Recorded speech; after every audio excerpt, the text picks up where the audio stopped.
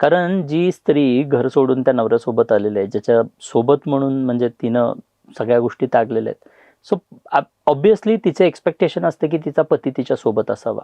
त्या प्रत्येक गोष्टीमध्ये पती सोबत असेल तर ती कोणत्याही गोष्टीशी फाईट करायला तयार. मग ती सोबत म्हणजे काय?